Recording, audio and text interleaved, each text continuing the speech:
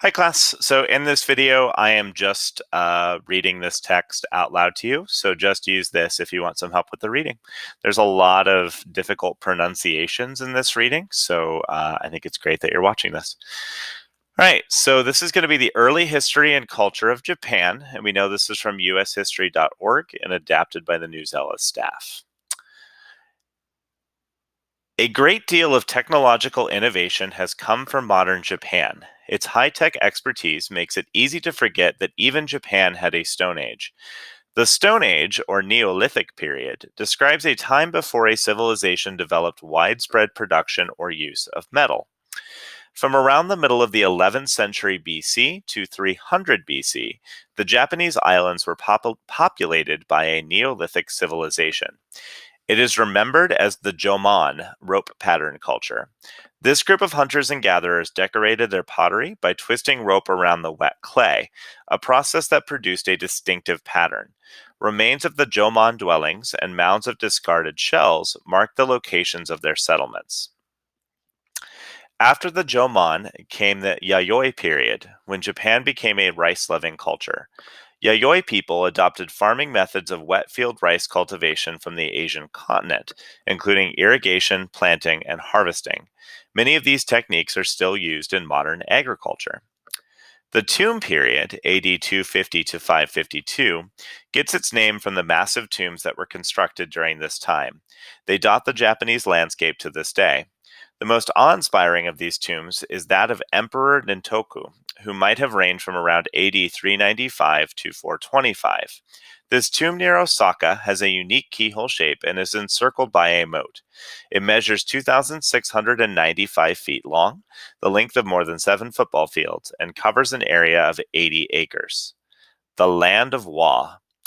The first written records by the Japanese date from this time. The Chinese referred to Japan as the Land of Wa and received contributions from China's rulers. Japan was ruled by an unmarried queen named Pimiku, who occupied herself with magic and sorcery. Japanese historical chronicles explored the country's origins and, through stories, elaborated on the legendary roots of Japanese rulers. Greater unification occurred during the Yamato period.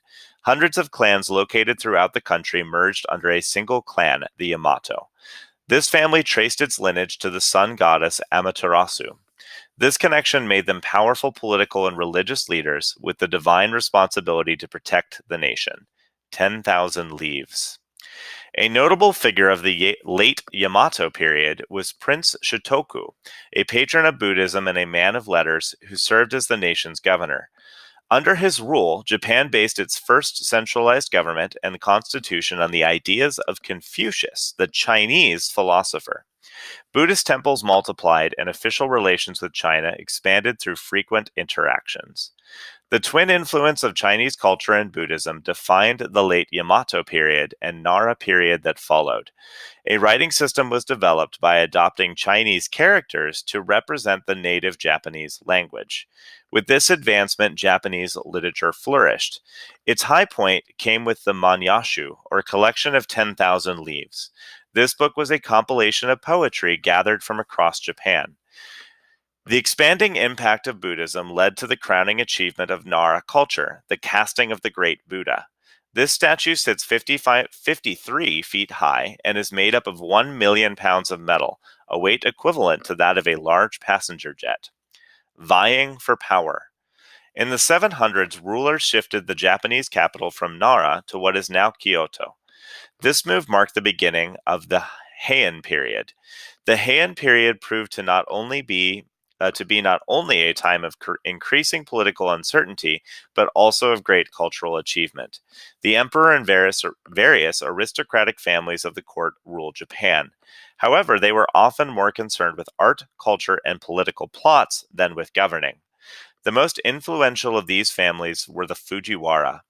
They were a powerful group that sought political power through marriage and manipulated emperors to influence the royal court.